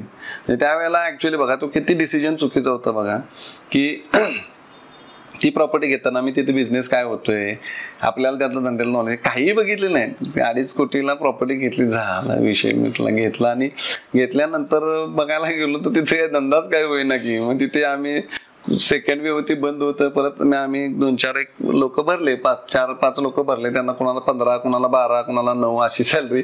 लाख रुपये देतोय, महिन्याला लाख देतोय आणि इन्कम काहीच नाही हो. कुठेतरी 1-2-3 रूम गेल्या एका दिवशीच, नाहीतर रूमच नाही. खड्ड्यात असल्यामुळे, खाली असल्यामुळे कोण काय बघत नव्हतं, येतच नव्हतं. मग असा विचार करायला मग सगळे बोलायला लागले, काय कशी की पैसा आहे आल्यावर असं होतं बघा, हे कसं खर्च केलंय, असं झालं तसं झालं. मला काय ते वाटलं नव्हतं, म्हणजे बाकीचं म्हणतोय ते सांगतोय, बाकीचे म्हणत होते. आणि पण मला वाटलं होतं की मग तिथं कामगार पण गेले की सर काय, त्यांना पण भीती वाटायची, काय धंदा नाही आणि आपला पगार होणार का हे उगा, नाहीतर पुन्हा म्हणणार मालक आता काय धंदा नाही काय करूया. त्यामुळे ती भ्यायची. प्रत्येक शनिवारी वगैरे मी इथं असायचो, शनिवारी तिकडे जायचं. ती म्हणायचं सर काय कसं करायचं कसं करायचं. मी म्हणायचो थांबा थांबा बघूया की मी तुमचा पगार थांबवलाय का नाही, आणि थांबवणारही नाही, तुमचा पगार थांबवणार नाही, काही प्रॉब्लेम नाही. असं करत आम्ही बघा 21 काढलं. 21ला माझ्यामध्ये एवढं म्हणजे मी फुल टाइम द्यायला चालू केलं. 22च्या सुरुवातीला मी तिथे मग रेस्टॉरंट करायचा प्लॅन केला आणि पैसे 1 कोटी रुपये खर्च करायचा प्लॅन केला. रोज जायचो. अक्षरशः CCTV बसवला होता मी, बागल चौकात ऑफिस होता. CCTV बसवला, एक गाडी थांबली 4 व्हीलर आणि गेली, म्हणजे मी रेस्टॉरंट चालू केलं ना, आणि थांबली आणि गेली की मी तिथनं फोन करणार का गेली ती गाडी. मग मॅनेजर सांगणार की ते जरा प्युअर व्हेज पाहिजे म्हणतात. बरं ठीक आहे. मग कोण म्हणतंय भाकरी पाहिजे, कोण म्हणतंय असं पाहिजे. बरं ठीक आहे, मग हे कसं करूया तसं करूया असं चालू. आणि शनिवारी जायचं, म्हणजे इथून मी बघणार शनिवारी सकाळी उठलं की सगळे जायचं बघा. मी मेघा, माझी पोरं, मेघा काउंटरवर बसणार, पोरं प्लेटा वगैरे गोळा करायला, मी तिथे बसणार आणि मी खाली वाघवे चौकात येऊन थांबायचो. आणि तिथून गाड्या थांबतात ना विचारायला, मग इथं कुठं चांगलं हॉटेल आहे का, तिथं मग कुठं जायचं. मग आपण तिथं थांबायचं, हा हॉटेल आहे की तिथे एक चांगलं हॉटेल आहे इथपर्यंत. हा इथंपर्यंत. म्हणजे ही किती सालची, 22 सालची गोष्ट आहे बघा. 22ला मी जुलै 22ला रेस्टॉरंट चालू केलं, त्याच्यानंतरची गोष्ट आहे. मी इथं मग आमची बिल्डिंग चालू होती सगळं, पण तिथे तो धंदा सेट करण्यासाठी काही वाघबी चौकात यायचो. मग एखादी गाडी कुठल्या हॉटेलवरची, मग कुठल्या हॉटेल मशी जास्ती थांबतायत, मग तिथं का थांबतायत, मग तिथल्या सगळ्या हॉटेलच्या संध्याकाळचं मग शनिवारी काय करायचं किंवा रविवारी मग बाकीच्या हॉटेलमधनं पार्सल आणायचं आपण. मग ती क्वालिटी काय तिथं आहे, क्वालिटीचा काय विषय आहे का तिथं, किंवा ह्याच्यापेक्षा आपण कसं बेटर देऊ शकतोय, ह्या सगळ्या गोष्टी बघा. म्हणजे 22च्या जुलैपासून ते 23च्या माझ्या मते सप्टेंबर पर्यंत किंवा 1 वर्षभर आम्ही 1 वर्ष हे सर्व कामं करायची बघा. हे सर्व कामं करायचं. पार्सल द्यायला जायचो. प्रत्येक तिथे जेवढे लॉजिंग आहेत तिथे प्रत्येक लॉजिंगच्या ओनरना किंवा तिथल्या मॅनेजरला भेटून आलो आम्ही तुम्हाला फ्रीमध्ये पार्सल देतो, तुम्हाला 10% डिस्काउंट देतो, तुम्ही आम्हाला ऑर्डर द्या, मग तुम्ही असं करा, असं सगळे प्लॅन्स केले. आणि एवढं वर्कआउट व्हायला लागलं बरं का, ते एवढा चांगल्या पद्धतीनं वर्कआउट व्हायला लागलं. आणि बघा तो धंदा असा एकदम स्मूथली सेट झाला. म्हणजे असं सिच्युएशन आली की तिथे त्या भागातच एवढं चांगलं रेस्टॉरंट नाही आहे. रेस्टॉरंट चांगलं वाढल्यामुळं आमचा लॉजिंगचाही बिझनेस वाढला. त्याच्यानंतर आम्ही हॉल बांधला. मग आमच्या काही कंपन्यांशी कनेक्ट केले, आम्ही रेट कमी दिले, त्यांना तिथं त्यांचे इव्हेंट्स घ्यायला चालू केलं. मग एवढ्या पद्धतीनं आमचं चालू झालं बघा ते. आता फुल्ली अशा बऱ्याचशा डेट येतात की ज्यावेळी आमचं हॉटेल फुल बुक असते. असं काही नाही, म्हणजे आम्ही काही खूप मोठं केलं किंवा खूप काही केलेलं असं काहीही नाही. डिमांड ओळखून त्या पद्धतीनं आणि स्वतः सगळ्या गोष्टी शिकलो. म्हणजे काय केल्यानंतर तुम्हाला काय व्हायला पाहिजे, मग हे काय म्हणजे मला सांगायचं काय. मग हे बघा मी असं कधीच नाही बघितलं. आता मी 1 वर्ष झालं मी हॉटेलवर गेलेलो नाही बघा, पण ते एकदा सेट केलं मी तिथे गेलेलो नाहीये. म्हणजे 24 कम्प्लीट आणि 25 मी गेलेलो नाहीये हॉटेलवरती. गेलो म्हणजे कधीतरी गेलो असेल तर महिन्यातून वगैरे गेलो असेल तर, नाही तर आता अजिबात जात नाही. पण मी 22 हाफ आणि 23 हे मी पूर्णपणे तिथं डेडिकेशन दिलं. मग सांगायला आपण काय बघत होतो की कोणताही धंदा, मग त्या धंद्यातलं मला नॉलेज नाही आहे. मग तिथं कोणही माणूस नाही की मी जिथं एखादी एक्स्ट्रा एजन्सी घेतली आणि त्यांना विचारलं, काहीही नाहीये. तिथले रेट ठरवताना सगळ्या तिथल्या रेस्टॉरंटमध्ये गेलो, त्यांचे रेट काढले, आपला रेट काढली, फूड कॉस्ट काढली, आम्हीच काढली. मी स्वतःने, आमचे मॅनेजर आणि आमचे कुक आम्हीच काढली, आम्हीच ठरवलं, दिलं. कुणाला डिस्काउंट द्यायचं, कुणाला काय कंपन्या आहेत त्यांचे पॅकेजेस ठरवले, 1 डे पॅकेज, 2 डे, 3 डे, सर्व गोष्टी दिल्या, प्रत्येक पिच केलं. कोल्हापुरातले तसे पॅकेजेस किती आहेत बघितले, तिकडच्या हॉटेल्समध्ये तिथे किती पॅकेजेस आहेत बघितले. सर्वांना तिथे जातो बघा मी, भेटतो, म्हणजे केलं आणि झालं. मग ह्यामुळे काय होतंय बघा, ह्याच्यात मी माझी इमेज बघितली नाही, तुम्हाला कधी म्हणजे आता तुम्ही नाही पण 23 मध्ये आला असता तर तुम्हाला मी किचन मध्ये दिसणार. मी किचन मध्ये ते प्रिपेअर करायला डिश प्रिपेअर करायला मी दिसणार. माझी मुलगी प्लेटा पुसताना दिसणार. सर्व्हिसचे ग्लास गोळा करताना दिसणार. मेघा तुम्हाला काउंटरवर दिसणार. आमचा मॅनेजर हे करताना दिसणार. ऑर्डर घेताना दिसणार. मॅनेजर कधी म्हणणार नाही मी मॅनेजर आहे मी बघतोय. मॅनेजर काहीही काम करणार. कोणही आमच्या तिथे असे कल्चर आहे. आता इथे धीरज वगैरे मॅनेजर असे कोणीही म्हणत नाही. म्हणजे आमचं ते कल्चरच सेट होतंय. माझ्या बरोबर जे असतात ते लोक कुठलंही मला हेच काम पाहिजे आणि मी हेच करणार. काही नाही. धीरजला मी जरी म्हटलं धीरज चल माझ्या बरोबर धीरज येणार. धीरजला म्हणतो डेटा एंट्री ते काय तो त्याचा कमीपणा नाही आहे. तो ऍक्च्युली तो रिस्पेक्ट देतोय की त्यामुळे आहेत. मग आम्ही असं कमीपणा कुठल्याही गोष्टीत मानत नाही बा. मग त्यामुळे आमचा ना सगळे जे स्टाफ असतो तो 100% आमचा व्यवस्थित राहतो आणि जिथे कमी तिथे आपण आता आपण होतो की इंटरनॅशनल ऑफिसेस ओके बरोबर. हा तुमचा जो काही नवीन ऑफलाईन स्ट्रॅटजीचा प्लॅन आहे बरोबर यानं कितपत फायदा होणार आहे की तुम्ही आता USA मध्ये ऑलरेडी केले ऑस्ट्रेलियामध्ये ऑलरेडी केले याचा कितपत फायदा होतो किंवा काय इम्पॉर्टंट आहे की ऑफलाईन ऑफिसेस बाहेरच्या देशात सेटअप बरोबर. आता हे इम्पॉर्टंट आज तुम्ही बघितल्या मोठ्या कंपन्या बघितल्या तुम्ही इन्फोसिस बघितलं TCS बघितलं ह्यांचा 4-4, 3-3 लाख स्टाफ आहे. मग यांचा 3 लाख समजा XYZ कंपनीचा 3 लाख स्टाफ आहे तर त्याचा 2,90,000 स्टाफ हा इंडियामध्येच आहे. 10,000 स्टाफच बाकीच्या अदर 100 कंट्रीमध्ये आहे. मग तिथे काय आहे त्यांचे ऑफिसेस आहेत आणि तिथे सेल्स टीम बसतात ऍक्च्युअलमध्ये. तिथे ते ऑफिसेस आहेत. ह्या कंपनी काय ऑनलाईन बिझनेस घेत नाही आहेत. फ्रीलान्सिंग साईटवरून बिझनेस घेत नाहीत. त्यांचे स्वतःचे ऑफिसेस आहेत. आता US मध्ये प्रत्येक स्टेटमध्ये त्यांचे ऑफिसेस आहेत. मग त्या ऑफिसेसमध्ये तिथे सेल्स टीम आहेत किंवा एखादा टेक्निकल हेड आहे तिथं आणि ते लोक काय करतात मग तिथं पिच करतात गव्हर्नमेंटचे प्रोजेक्ट्स मोठ्या कंपन्यांचे प्रोजेक्ट्स आणि ते डायरेक्टली मिळतात. आणि ते डायरेक्टली मिळाल्यामुळं काय होते तिथनं आणि तिथे ऑफिस असल्यामुळे तिथल्या कस्टमरला पण एक कॉन्फिडन्स येतोय की मी इथं काम दिलंय. काम भले माझं इंडियामधून होते पण इथं मी कुणाला तर प्रश्न विचारू शकतोय असं आहे. मग त्यामुळे ते कॉस्ट पण जास्ती देतात. म्हणजे 10 रुपयाचं काम तिथं ते 20 रुपयाला मिळतं बरोबर. आणि इकडून ते करून घेतलं जातं. तिथं फेस करायला किंवा कम्युनिकेट करायला लोक असतात आणि ह्या स्ट्रक्चरमुळे त्या कंपन्या मोठ्या मोठ्या होत गेल्या आणि आम्हालाही त्याच स्ट्रक्चरला जायचं आहे. म्हणूनच आम्ही एक पहिली पायरी आता केली जे आधी करायला पाहिजे होतं. ऍक्च्युली 19 मध्ये आमचा ते प्लॅन झाला होता.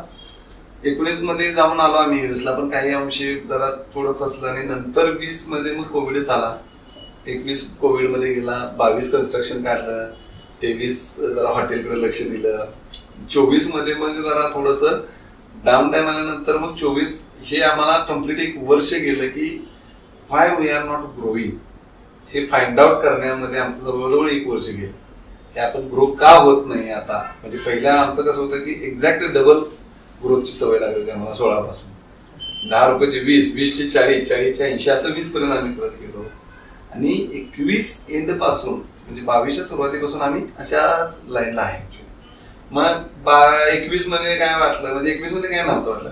22 मध्ये वाटलं की कोविडचा जरा इम्पॅक्ट आहे झालं. 23 मध्ये असं झालं की माझं लक्ष नाही आहे मी जरा हॉटेलकडे बघितलं असं झालं. त्यामुळे ते सांगू 24 मध्ये तर माझं लक्ष नाही असं काही नव्हतं. 24 मध्ये आम्ही एका अंडर रूप आलेलो होतो.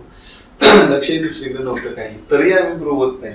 मग त्यावेळेला काही अंशी कळायला लागल्या की ही जी आपली स्ट्रॅटेजी आहे मिळवण्याची बिझनेस ती कुठंतरी एका लिमिटेड लोकांसाठी म्हणजे सफिशियंट आहे. ह्याच्यापेक्षा ग्रो करायचं तर आपल्याला काही स्ट्रॅटेजीज बिल्ड करायला लागतील चेंज कराव्या लागतील आणि आपल्याला मग काही ऑफिसेस सेपरेट करावे लागतील पैसे खर्च करावे लागतील. मग ते प्लॅन करण्यासाठी मग आम्ही बरोबर बघा मग आम्ही जुलैमध्ये आम्ही US ला गेलो 1 महिना. सप्टेंबर मध्ये धीरज ते दुबईला गेले. ऑक्टोबर नोव्हेंबर मध्ये आम्ही ऑस्ट्रेलियाला गेलो. फेब्रुवारी मध्ये सिंगापूरला. म्हणजे आम्ही या 4 कंट्रीज फिरून आलो आणि आमचे बरेचसे अनुभव मिळवले आता आणि नक्की काय करायला पाहिजे नक्की कुठं होतोय कसे कनेक्ट मिळवायचे आणि त्या गोष्टी आता होतात. आणि आता तुम्ही म्हटलं तसं की फायदा हा होणारच आहे. फक्त फायदा कधी होईल उद्याच होणार परवाच होणार हे सांगू शकत नाही. कारण कनेक्ट मिळेल आणि तो कनेक्ट तुम्हाला उद्याच काम देईल असं नाही. आता ही प्रोसेस आहे ही जी तुम्हाला करत बसावी लागणार ऍक्च्युअल लक्षात ठेवा. आणि ही करत करत मग कदाचित तुम्हाला 1 वर्षाने 1.5 वर्षांनी तुम्हाला सक्सेस दिला आणि एकदा तुम्ही ती सक्सेस मिळवला की मग ती परत तीच प्रोसेस तुम्ही मग दुसऱ्या कंट्रीजमध्ये तिसऱ्या कंट्रीजमध्ये US मधल्या दुसऱ्या स्टेटमध्ये असं करून ते बरोबर वर्कआउट होणार आणि ग्रो व्हायचं तर ह्याच स्टेटने ग्रो व्हायला लागेल असं आताच तरी आमचं चित्र आहे आणि आम्ही त्या पद्धतीनेच प्रयत्न करतोय. बरेचसे आमचे प्लॅन्स आहेत. म्हणजे तुम्हाला म्हटलं तसं आता आम्ही परवाच एक आमची मीटिंग घेतली आणि डायव्हर्सिफिकेशन करायचं ठरवलं. म्हणजे 1-2 मॅनेजर्स आमचे समजा आता जे आता चालू आहेत त्या सिस्टीम वरती आहे. 1-2 मॅनेजर्स लिंक्डइन, आता धीरज वगैरे लिंक्डइन कशा पद्धतीने बिझनेस आणता येतो का त्याच्यावरती बघायला हवं. 1-2 मॅनेजर्स आमचे प्रोडक्ट्स वरती कॉन्सन्ट्रेट करायला लागणार. 1-2 मॅनेजर्स आमचे पार्टनरशिप्स कोणाशी होत आहेत का त्याच्यावरती बघायला. आणि अशा पद्धतीने आम्ही ते जरा थोडं डिस्ट्रीब्यूट केले आणि ते आता त्याच्यावरती वर्कआउट करून त्यांना थोडं गाईडलाईन्स देऊन असं मग आम्ही होईल. असं आता तुम्ही 2 ऑफिसेस सेटअप केलेले आहेत ऍक्च्युअली. हा म्हणजे ऑस्ट्रेलियातला ऍक्च्युअली काय झालं होतं, ऑस्ट्रेलियातला आम्हाला एक पार्टनर मिळाला होता, त्याच्याबरोबर केले. ते अजून 100% म्हणजे वर्किंग मध्ये जास्ती नाही. आम्ही जाऊन आलोय, तोही जरा म्हणजे ऑस्ट्रेलियामध्ये पण काय आहे की जसं आपण इंडिया फर्स्ट हे चालू आहे तसं ऑस्ट्रेलियामध्ये पण ऑस्ट्रेलिया फर्स्ट, ऑस्ट्रेलियाच्या लोकांना देणे हे चालू आहे. युएस मध्ये आता कसं युएस फर्स्ट, त्या पण गोष्टीमुळे थोडासा म्हणजे जरा बिझनेसला प्रॉब्लेम यायला लागला. त्यामुळे ऑस्ट्रेलियातला अजून आमचं काही वर्किंग मध्ये नाही. आणि परत आता थोडस चालू झालंय, ऑफिसेस काढल्यात, रजिस्ट्रेशन झालेले आहे, पण ते ऍक्च्युअल मध्ये अजून वर्किंग मध्ये नाही. तिथे आम्ही कोणी असे 2-4 सेल्स पर्सन हायर केलेले नाही. त्याच्यावरती आता प्रोसेस चालू आहे आमची. मग ती प्रोसेस कारण मग तिथलं काय होतंय, सेल्स पर्सनचा सॅलरी $10,000 पर मंथ आहे.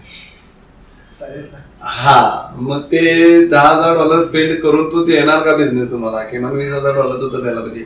हा ट्रस्ट मिळणारा एम्प्लॉय मिळत नाही. मग ते अजून चालू आहे. मग आता मी अजून परत जून एंडला किंवा जुलैच्या फर्स्ट वीक मध्ये मी जाणार आहे युएसला.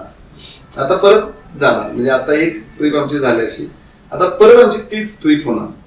आणि जे मागच्या वेळेला आमच्या काही कलिग्स मिळाले मग त्यांना थोडं वाढवून वगैरे. कारण बघा तुम्ही या मोठ्या कंपनींना त्या काय एकदम 1 शॉट मध्ये मोठ्या झालेल्या नाही.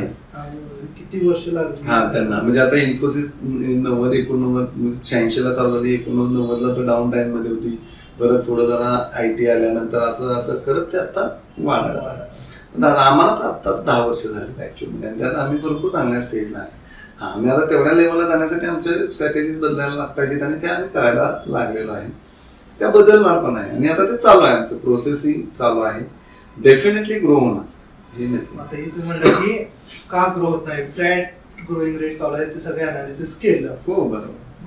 नेमकं कसं अनालिसिस करू शकतो. एक फाउंडर आहे त्याच्या बिझनेसचं, किंवा आता तुम्ही जसं केलं किंवा तुम्ही कोणाची हेल्प घेतली, तुम्ही कोणाचा गायडन्स घेऊन केलं की तुम्हाला आता स्ट्रॅटर्जी मधला कसा एक्सपिरियन्स होता. आता इतके वर्ष आहे पण एक लेवल वेगळी होती आता की कायम ग्रो होत होतो पण आता फ्लॅट चाललंय. ते तर तुमच्या फायनान्शियल कंडिशनवर दिसतच तुम्हाला. आम्ही आता ऍक्च्युअली काय आहे की आवरली बेसिसवर जॉब करतो. मग आम्ही किती आवर्स पर डे वर्क करतोय. 21 साली किती करत होतो, 22 ला किती करत होतो, 23 ला, 24 ला, आता किती करतोय. त्यामुळे तो फ्लॅट दिसतोय. आता हे का फसायला लागले ह्याच्यासाठी आम्ही काय केलं की बाबा कदाचित टाइमचे इश्यूज असतील म्हणून आम्ही स्वतः बसायला चालू केलं. मी परत एक घेतलं. मी काय केलं की बाबा काय मॅनेजरचं चुकत असेल, मी स्वतः एक फ्लोअर घेतला आणि त्या फ्लोअरचा मॅनेजर म्हणून मी काम करायला लागलो.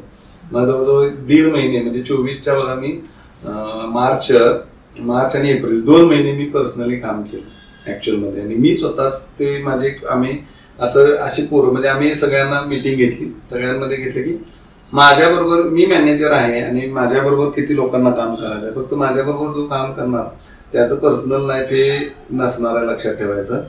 आणि सांगा मला किती करणार. मग एक 50-55 लोक तयार झाले. मग त्या 55 लोकांना घेऊन आम्ही सेपरेट फ्लोअर केला आणि आम्ही पूर्ण म्हणजे मी सकाळी 7:30 ला ऑफिसला यायचो, रात्री 1 वाजता जायचो असं चालू केलं.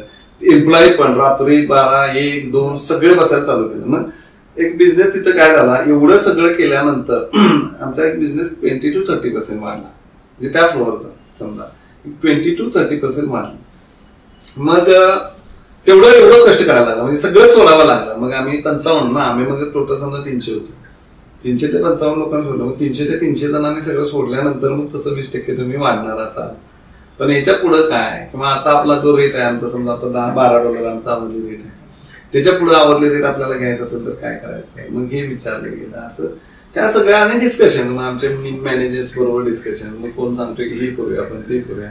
अशा गोष्टी केल्या आम्ही स्वतः केल्या. कुठल्या एजन्सीत म्हणून तसं काय केलं नाही आम्ही स्वतः. आणि मग ही कंपनी कशी ग्रो होत्या, ती कंपनी कशी ग्रो होत्या असं चर्चा, केस स्टडीज केल्या. आणि मग आम्ही या लेवलला आलो की बाबा आपल्याला एक आपण ग्रो आहे याच्यात होणार, थोडं थोडं ग्रो होणार आहे याच्यात सुद्धा आम्ही ग्रो होऊ शकतोय. फक्त इंटरनॅशनल मार्केट आता सध्या ते डाऊन असल्यामुळे, पण आम्हाला जी ग्रोथ एक्सपेक्टेड आहे त्या ग्रोथला आम्ही काही गेलेलो नाही.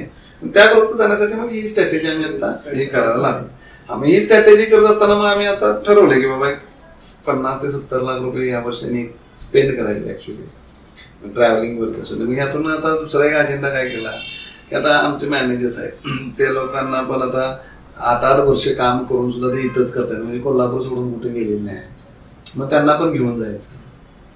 मग बाहेर गेल्यानंतर त्यांना पण वाटते बाबा मी पण जाऊन आलो, जरा युएसला जाऊन आलो, इकडे जाऊन आलो, सिंगापूरला जाऊन. आता युएसला काय सगळ्यांना जाऊ शकत नाही, कारण युएसचा व्हिसाचा टाइम पण ऍक्च्युली 1.5 वर्ष आहे. त्यामुळे आता युएसचा व्हिसा बऱ्याच लोकांच्याकडे आमच्याकडे नाही. मग मी आणि प्रमोद दोघांच्याकडे, त्यामुळे आम्ही युएसला दोघं जाऊ शकतो. ऑस्ट्रेलियन व्हिसा काय मिळतोय तुम्हाला, सिंगापूर व्हिसा मिळतोय, दुबई व्हिसा मिळतो. त्यामुळे इकडे आम्ही आता बऱ्यापैकी आमच्या ते जवळजवळ 10 मॅनेजर्स आले फिरून.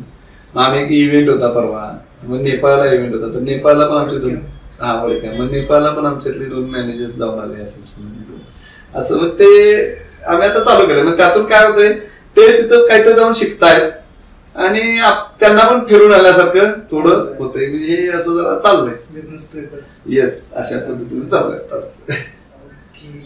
आता सगळ्यात कोल्हापूरकरांचा आणि आसपासच्या शहरांचा महत्वाचा प्रश्न, IT पार्क मागच्या 5 वर्षापासून कुठपर्यंत जवळपास 5 वर्षापासून तर IT पार्क जास्तीच आहे ऍक्च्युली. 2005 पासून म्हणायला हरकत नाही कोल्हापुरात IT पार्क होणार ही बातमी आहे माझ्या मते. आमचं एक IT असोसिएशन तुम्हाला कोल्हापूर ते 2010 मी प्रेसिडेंटच आहे त्याचं ऍक्च्युली. म्हणजे 2010ला IT association actually IT park कोल्हापुरात व्हावं याच्यासाठी एक कम्युनिटी एकत्र येऊन एक गव्हर्नमेंट वरती प्रेशर व्हावं यासाठी होती. त्यांचे खूप चांगले प्रयत्न चालू होते, पण ते काय अजून खरंच सक्सेस झाला नाही. मग त्यावेळेला इथं टेंबलावाडीचं होतं वगैरे. आणि आता आम्ही नवीन बॉडी आली आमची 21ला आणि तेव्हापासून मी आहे ऍक्च्युली प्रेसिडेंट. गेली 3 वर्ष मी प्रेसिडेंट आहे. हो, आमचे जर आताचे रिसेंट प्रयत्न बघितले तर आम्ही एक खूप वेगळ्या लेवलला म्हणजे मी बघतोय ना रोज चालू आहे. मग ऍक्च्युली त्याच्यात आमचा खूप मोठा म्हणजे खरं सांगायचं तर म्हणजे ऑलस्टार पेक्षा जास्ती टाइम आम्ही आमचे मित्र राहुल मिंचे आहेत, रणजित नार्वेकर आहेत, देसाई सर आहेत, सुरेश सर आहेत, आम्ही 5-7 लोक, आमची 12 लोकांची बॉडी आहे ऍक्च्युली. ती 12 लोकांची बॉडी ना 24/7 ह्या IT पार्क वरती काम करत आता सध्या तरी. ओके, मग कोणाला भेटायचं, मग आम्ही प्रत्येक पॉलिटिशियन पाशी, प्रत्येक न्यूज पाशी जाऊन आम्ही ते करतोय. प्रत्येकाजवळ गेलोय. मग बंटी साहेब असतील, अमन माडिक साहेब असतील, क्षीरसागर साहेब असतील, मुन्ना साहेब असतील, पालकमंत्री आंबेडकर साहेब असतील, मुश्रीफ, सर्वांकडे जाऊन आम्ही आमचं हे मांडलंय की कोल्हापुरात IT पार्क व्हायला पाहिजे. का व्हायला पाहिजे आणि ह्याचे आम्ही हेच तयार केलंय. का व्हायला पाहिजे, याचे इम्पॅक्ट कसे पडणार, अदर बिझनेसेसवर कसं होणार, हॉस्पिटॅलिटी बिझनेस कसा वाढेल, बाकीचं कसं टुरिझम कसं वाढेल, ह्या सर्व गोष्टी. आणि ते त्यांना जवळजवळ पटलेलं आहे, लक्षात ठेवा. आणि ह्याच्यात कोणाचाही विरोध नाही. का रखडलं ह्याच्यापेक्षा आता मी त्याच्यात काही जाणार नाहीये. आता होणार हे मी तुम्हाला 200% सांगतो. आता याला मॅक्सिमम 2-3 महिने लागतात.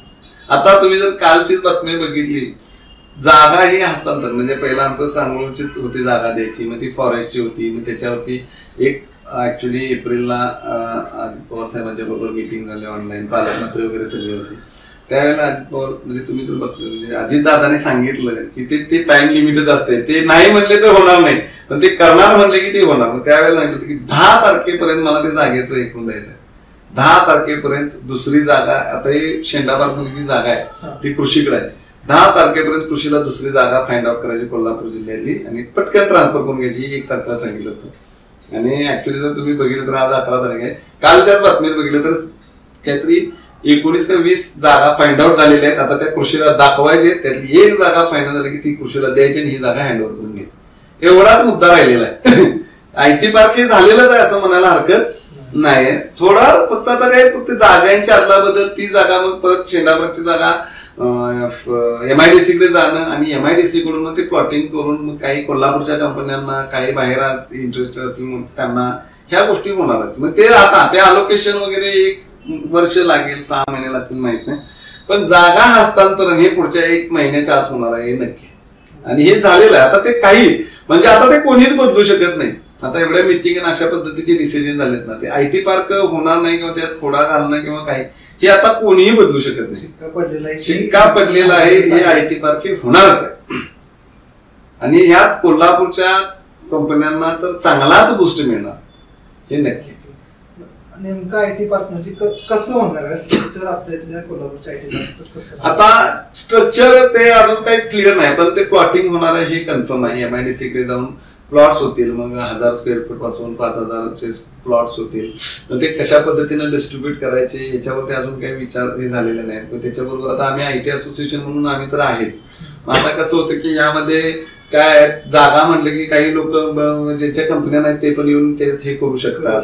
मग त्याच्यासाठी काय आणायचं, किंवा आता आमच्यात जे मेंबर आहेत समजा, तर आमचे मेंबर असणारे ऍक्च्युअली ऑथोराइज, आम्ही चेक करतो ना ती कंपनी आहे का, कुठं आहे कोल्हापुरात, त्याचे एम्प्लॉईज किती आहेत, ह्या सर्व गोष्टी.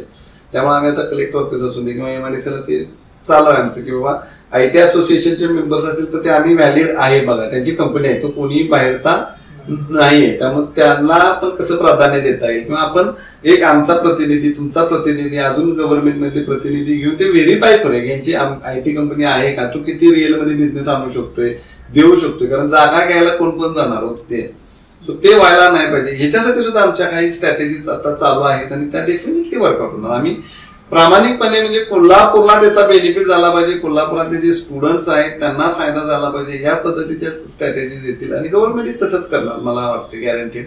त्यामुळे काही असा प्रॉब्लेम नाही.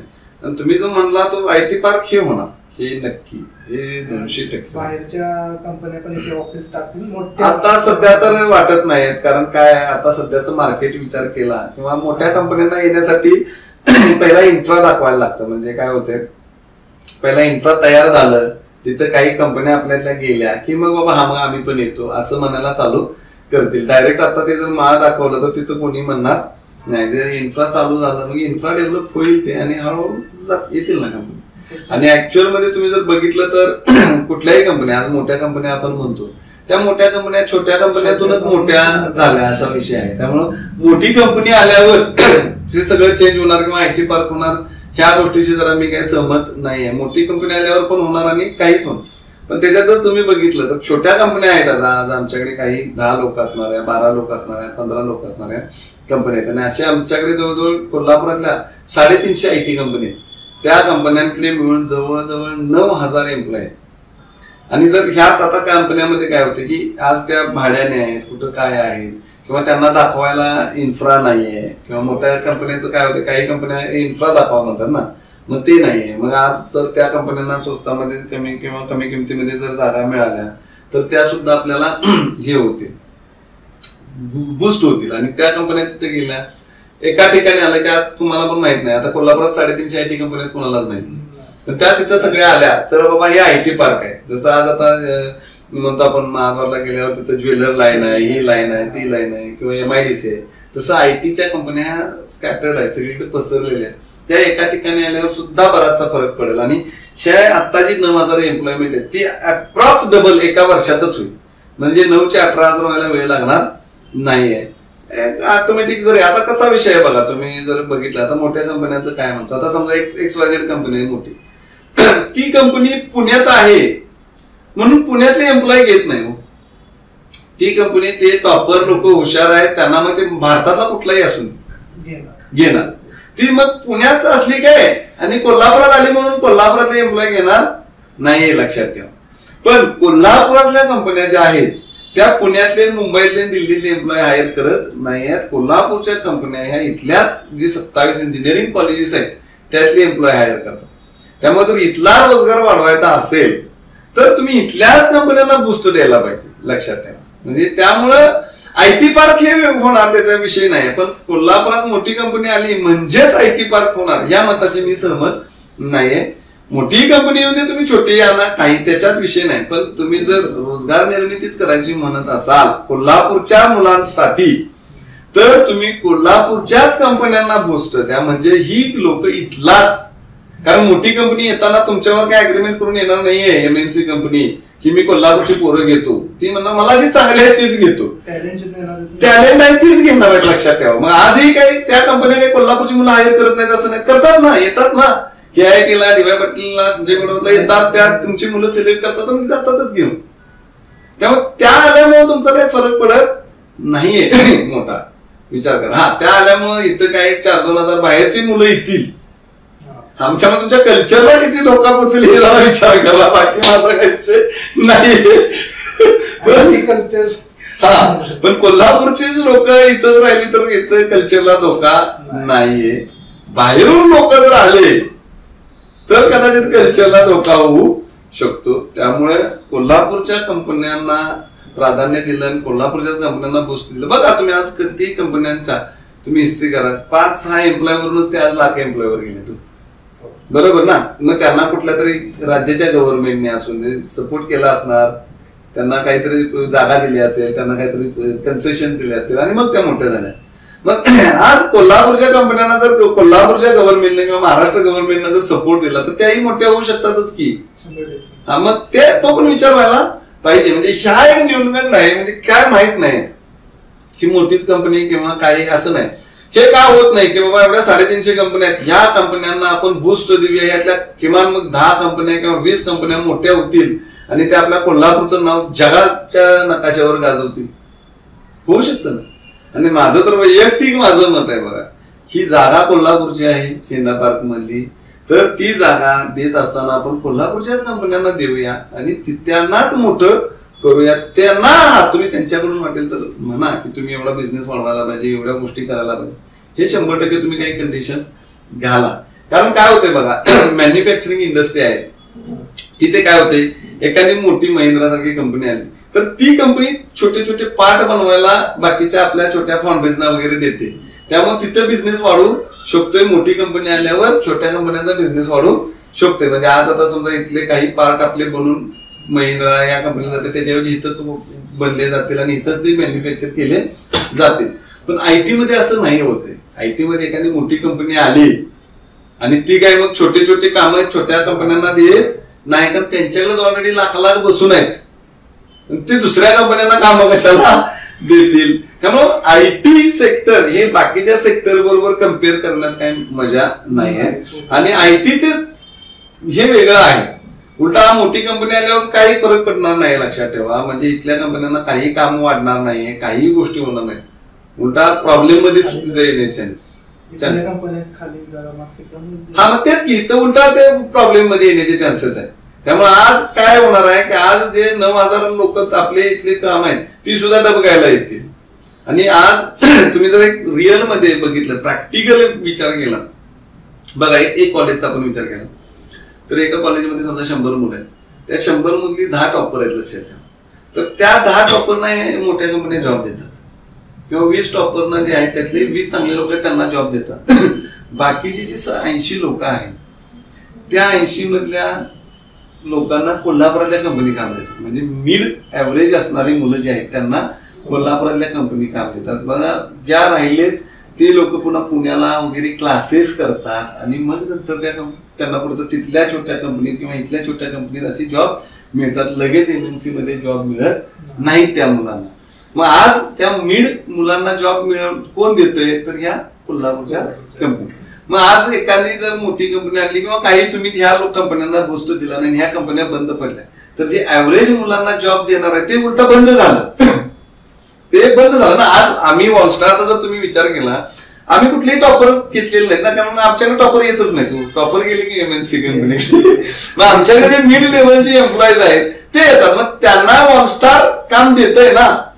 पण आज वॉलस्टारला जर काही नुकसान झालं किंवा काय झालं तर त्या मिड लेवलला मुलांना काम देणारी कंपनीच गेली, लक्षात ठेवा. म्हणजे हा विचार व्हायला पाहिजे. हा, मी तुम्हाला काय सांगतो, जर असं कोण म्हणत असेल की मोठी कंपनी आल्यावर बिझनेस देणार आहे तर मी माझी बिल्डिंग सुद्धा त्या कंपनीला द्यायला तयार. काय प्रॉब्लेम काय सांगा, बिझनेसच देणार असतील तर आपण बसू की, जसं आमच्या बागेजवळच्या ऑफिसमध्ये जाऊन बसतो त्यांनाही बिल्डिंग देतो, तिने देऊ देत की मला बिझनेस. कारण सगळ्यात मोठा पेन पॉईंट हा बिझनेस नाही आता. मग तेच जर तुम्हाला मिळत असेल, आज समजा XYZ कंपनीचा एका कोपऱ्यातला बिझनेस म्हणजे आमचा एवढा मोठा बिझनेस आहे, मग त्याने जर मला 5% देणार असेल तर मी माझी बिल्डिंग द्यायला हरकत नाही. मला माझ्या ह्या बिझनेस पेक्षा जास्ती मिळायला चालू होते. तसं होत नाही, तसं ते देणार नाही आहे. ते त्यांचा बिझनेस ठेवणार आहेत, लक्षात ठेवा. त्यामुळे हे काही बरोबर नाहीये की मोठी कंपनी झाली पाहिजे, मोठं कंपनी आणलं पाहिजे. येऊन दे, आली तर येऊन दे, त्याचं काही प्रॉब्लेम नाही. कोल्हापूरच्या कंपन्यांना, जे तुम्ही ऍव्हरेज लोकांना जॉब देणाऱ्या कंपन्या आहेत, त्यांना तुम्ही बूस्ट द्या. त्या कंपनी 100% आहेत. आज तुम्ही जर मला म्हटलं आज आमच्या इथे 350 एम्प्लॉय, तुम्ही वॉलस्टार पुढे जरी लिहून घेतलं, तुम्हाला तिथं समजा एवढी आम्ही जागा देतो, तुम्ही पुढच्या 5 वर्षात एवढी एम्प्लॉयमेंट जनरेट करणार का 1000, मी लिहून द्यायला तयार आहे.